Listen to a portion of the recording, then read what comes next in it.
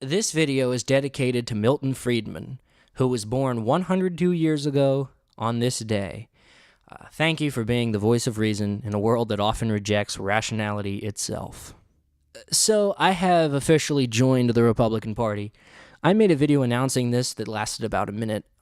Of course, I didn't actually bother to explain why I made the switch from Democrat to Republican.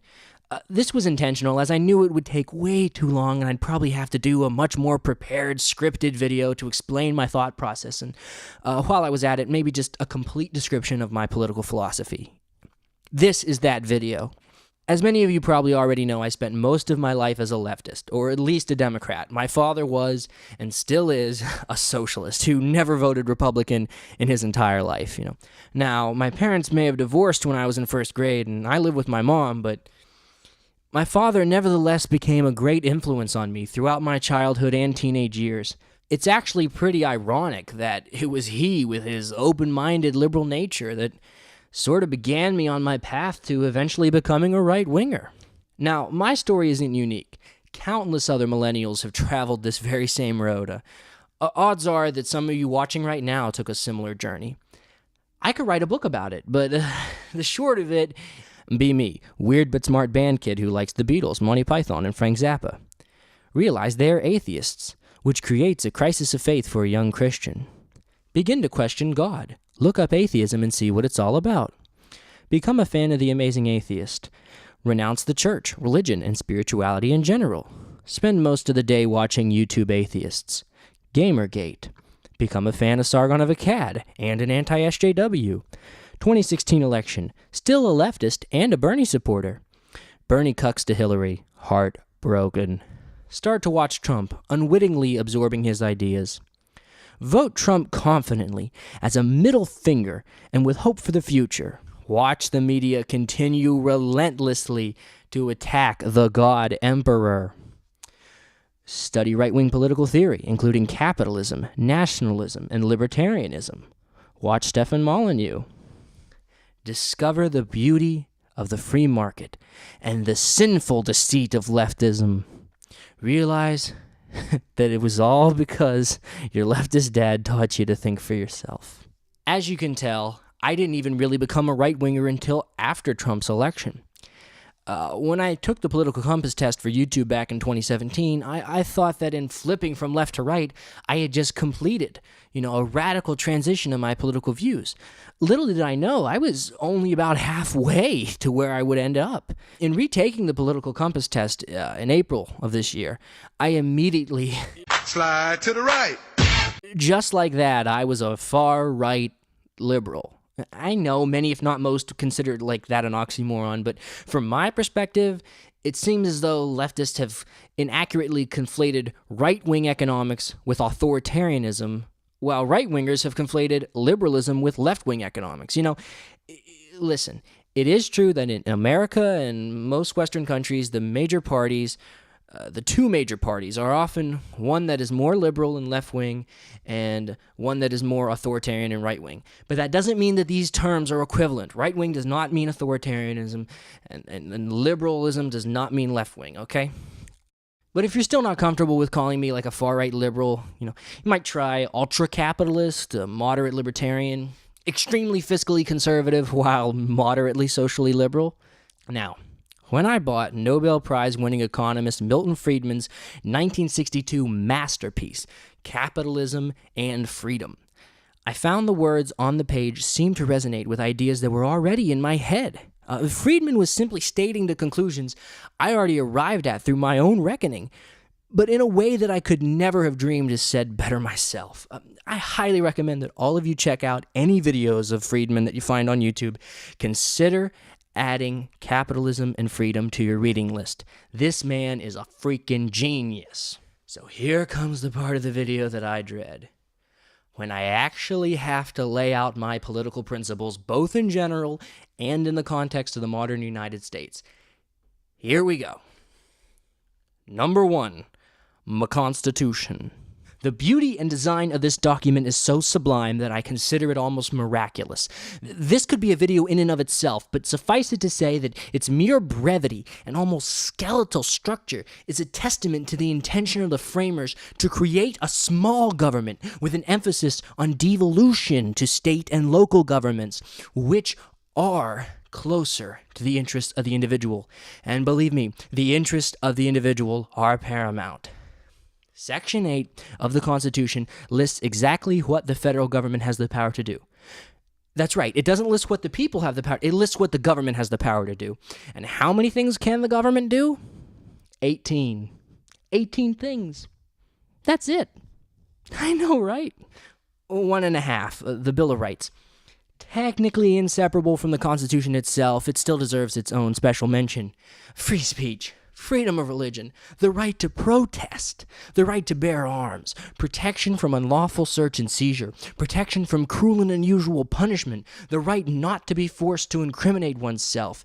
It just keeps going. The liberty does not freaking stop. Number 2, small government. Kind of already mentioned this, but yeah, decentralization. If it's not mentioned in the Constitution, the feds have to give that power over to the states. You know, the 10th Amendment. That means no Department of Education, no federal drug laws, no federal law regarding any issue from abortion to marriage to nothing. Okay, no federal environmental standards. Above all, no free money. Speaking of which, number 3, total opposition to the welfare state. The most regrettable quality of America is that this country has built a leviathan. In the last century, it has built a leviathan, known by the oxymoron, welfare state. Luckily, we haven't gone completely insane and tried like Medicare for all, but what we have done is welfare, Medicare, worst of all, Social Security. Oh, God. The government literally steals the money you make without your permission to give it to other people who haven't earned it for themselves. I know it sounds a little harsh, but the truth is harsh. Nobody in this world deserves anything they haven't acquired for themselves. Plain and simple. If it is given, it is not earned. Number 4, a fair tax. But Willy, how is Social Security functionally any different from income tax? Well, actually, it really isn't. Income tax is wrong too. In fact, it's pretty harmful. But Willy, you need taxes to run a country. I'm well aware, okay? I don't like taxes any more than anyone else, okay? Besides ANCAPs. But did you know that there are other kinds of taxes? I support the fair tax. You put a 15% or so rate on all sales. It's a sales tax of all non-essential items. Essential would be things like food, medicine, housing. You get the idea. And then you abolish the income tax and the IRS right along with it. Not to mention, this will make it impossible to even commit tax evasion. So much for corporate greed. Number 5, a balanced budget. Well, we got you now, Willy. How the hell is a fair tax gonna pay for $1 trillion federal government? Easy. It won't cost $1 trillion. Cut the hell out of the federal budget. First of all, 70% of the thing is entitlements, so boom, gone. Executive departments, get rid of any of them that weren't there during the Washington administration. This includes those alphabet soup agencies that deprive us of our constitutional freedoms. Military spending. I'm sorry, neocons, we're cutting it too. And that freaking subsidies, get rid of those. Why are we interfering in the free market? Why are we trying to control the value of goods? Gee, zooey. And for the love of God, can we at least pass the balanced budget amendment and presidential line item veto? And while you're at it, just keep deregulating. Just deregulate in general. Just deregulate everything. Just deregulate life. Okay. Number 6, foreign policy. Has U.S. soil been directly attacked? Has the Congress consented to retaliate through a declaration of war? If your answer to both of these questions is yes, then feel free to put American lives in harm's way. But if the answer to either of these is no, there is no justification for military action. Pull out every single foreign conflict, pull right out of it that we're currently in right now, okay? Let them sort out their own damn affairs. Stop giving foreign aid, especially to countries that hate us. Leave NATO. The Cold War is over. It's unnecessary to maintain a united Euro-American defense, okay? Number 7, immigration policy. Hear me out. A home is defined by the physical space it occupies and the people who live within it. A country is defined by the physical space it occupies and the people who live within it. If you don't have walls, you don't have a house. If you don't have borders, you don't have a country. Now, I understand it's damn near impossible to deport all illegal aliens, but I'm sick and tired of these idiots the world over who think that for some reason you have a right to live in whatever country you wish, you know? Yeah, okay.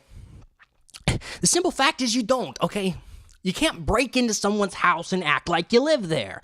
You know, I don't care if you want a better life. You are breaking and entering and therefore a criminal. Like I said, you can't necessarily catch them all, but what you can do is take the ones that the police pick up and deport them straight away. This is a matter of national security and must be done quickly. And believe me, there's a lot more I can say on this issue. Number 8, trade policy. Now, stealing from Trump on this one, but free trade, certainly, but fair trade. They can put any tariff they like on our goods, you know? But we should match them percent for percent on everything they tariff from us. Simple. If they lower the tariffs, so will we. Trade will increase, benefiting both of us. And if they don't, the government still makes money from tariffs. Either way, we win. Number 9. No, really. Leave it to the states. I mentioned it before, but it bears repeating. Everything I've outlined so far only applies to the federal government. Hawaii wants universal health care, let them have it. North Dakota wants to ban gay marriage, let them do so. If Colorado wants legal weed, let them have it. If Alabama wants to ban abortion, let them do so. There should be no federal law regarding any of these matters one way or another. A lot of people say, you know, there should be a law. Well, I say, there shouldn't be a law. I know there are Supreme Court decisions that kind of go against some of these, but those could be solved with a simple constitutional amendment, you know. It would read something like, you know, no, really, the 10th Amendment actually really does apply. Federal law does override state law, okay? That's true. That's what we learned from the Civil War. But there should be so few federal laws that the states de facto have the power over their own destinies anyways. And number 10. Term limits. This is just as a bonus. It's not really a major point, but I support term limits for U.S. senators and House members. Some term limit proposals are harsher than others. Mine's actually pretty lenient. Senators, you get 12 years, 2 6-year terms. House members get 12 years, 6 2-year terms.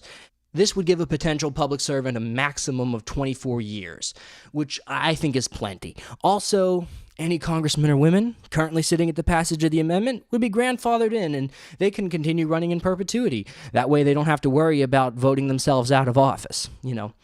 But if they lose their seat to a resignation, retirement, or election, and they try to run again, then the limits will apply, you know. I think this is more than fair, you know, and I think it would really help, maybe gradually over time, but certainly we would start to get a system of new faces all the time coming through our houses of government. There'd be more close races, and elections would matter more, and incumbency wouldn't be such a stain on on the American Congress as it is now. In conclusion, let me just say, I don't propose that we should or even could take all these actions at once, okay? The abolition of the welfare state and the income tax, these would be long-term projects. More of an end than a means to an end. More immediate actions I would support would be balancing the budget, imposing term limits, downsizing government, enforcing immigration policy, and actually following the Constitution, okay? Any step, however small, towards these ideals is a measure I support. Any action that takes us away from these ideals is unacceptable. There's much, much more than what's mentioned here, okay? But these are the issues I kind of consider the most important. So Notice the intentional omission on judgment of social issues. They're not the role of the federal government as far as I'm concerned. If you want to know my opinions, it's for another video, okay? I hope you understand by now why I currently not only despise the Democratic Party, they stand against everything I believe in, but have chosen to join their opposition.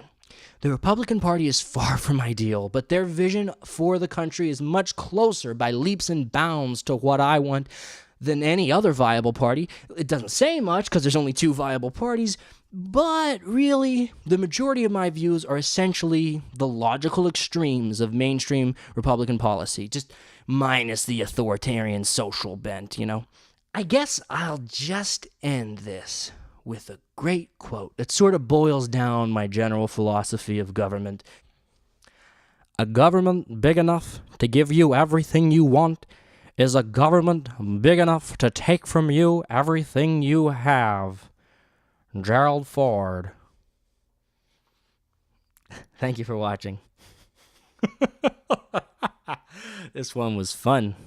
Leave a comment if you dare. Hey, I wrote this one.